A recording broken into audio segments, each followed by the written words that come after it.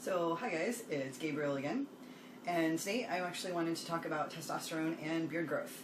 So this video was actually what inspired me to do this entire series anyway, because I wanted to know how I could make my beard grow more, because I don't have very much right now, even though I've been on T for over a year. So this video is the first in this particular series, so I hope you enjoy it. So I went and did a bunch of research on the internet trying to find some answers on how to make my beard grow. I will actually link some of these articles below so that you can actually look them up and read them yourself if you wanted to. If you have any questions about it, you can always shoot me an email.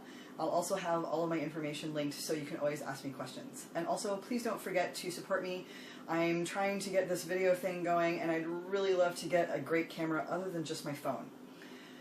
So let's go ahead and get into it. So as you know, you have hair on your face. The hair that most people have before they hit puberty or before they actually start T is called vellus hair, and that's the peach fuzz that we're familiar with. That will eventually turn into what's called terminal hair as the testosterone works its effect on the follicles. So the follicles, of course, are the pores on your face where hair grows out of.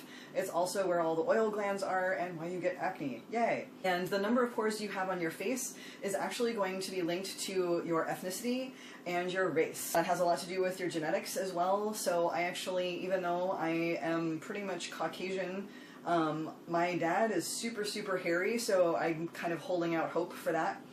But anyway, there was a study in cis women's faces, the number of pores that they had, and dependent on their ethnicity and their race.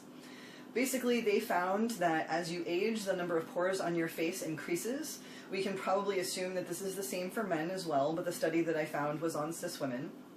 So the number of pores went up as they aged, and it plateaued, and in some cases it started to go down a little bit.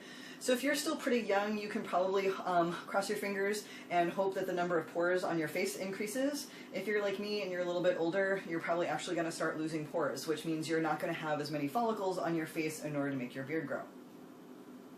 Of course, the texture of the hair is also dependent on your level of testosterone. So we have testosterone, which is usually called free testosterone in the blood, and that's what's just measured in the plasma. And then there's also DHT, or dihydrotestosterone. That's a reduced version of testosterone. It's reduced by an enzyme called 5-alpha reductase. So the plasma testosterone and the DHT will affect the texture and the rate of growth of your hair on your face. I also found a study on cis men that showed that there was actually a seasonal change in the beard growth rates of these men. They found that in the winter months, in January and February, there was the slowest growth, and then that would steadily increase until July, and it would peak at July.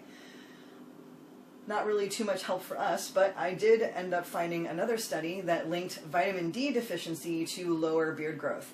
So vitamin D supplementation may have something to do with how fast your beard grows. So to connect those two studies together, basically, for most people, our vitamin D levels are going to be lowest in the winter months when we're not outside and not getting the vitamin D that we would normally get from the sun.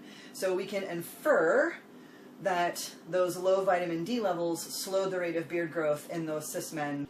Don't know that for sure, but that's actually a pretty good story. Connects, seems to make sense. So what does this mean for trans guys? Well, unfortunately, not a whole lot.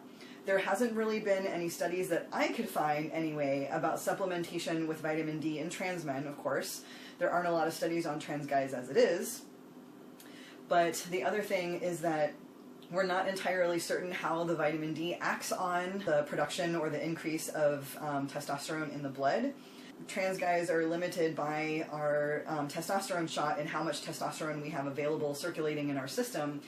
So we don't know whether vitamin D actually spurs in cis men an increase of testosterone production, or whether it's actually allowing more free testosterone to go in the blood, or whether it's perhaps even helping that 5-alpha reductase enzyme create more DHT. So there isn't really much evidence to show that increasing your vitamin D could actually, in trans men, increase your beard growth. However, vitamin D is actually a pretty good vitamin. Most of us are vitamin D deficient, so it probably couldn't hurt to go ahead and supplement your diet with vitamin D if you so wanted. Remember, I'm not a doctor, so I can't really tell you that that's going to be great for you, so you can always consult your doctor before you actually start on a regimen of vitamin D supplementation. But you never know, it may help. If you find that it has increased your beard growth, it'd be great for you to let me know. But just keep in mind that it may not do anything. So, what else does that mean for trans guys in terms of trying to make your beard grow? Not a whole lot, still, unfortunately. I did some more research trying to see what cis men did in terms of getting their beards to grow, and for the most part, what I could find was reduce your stress, because that's going to decrease your testosterone levels available in the blood. Again, may not be all that great for trans guys, because our testosterone levels are more based on how much we inject. But it couldn't hurt to reduce your stress levels anyway. It could be that vitamin D may help with that as well. And the only other thing I could find was actually rubbing your face with Rogaine, which I really don't recommend because it's not actually FDA approved to do that. However, if you've had some experience with that, you can always let me know. Just be really careful with that and make sure that you read package directions carefully, that you look at side effects, and that you check out what other guys have said about rubbing your face with Rogaine. So anyway, I guess just like me, you're going to have to be patient, wait for the hair to kind of come in on its own, and hope it's in your genetics to have a nice hairy face. Alright, well, again, thank you guys for listening and paying attention. Again, please make sure to subscribe and to support me in my Patreon. Thanks a lot.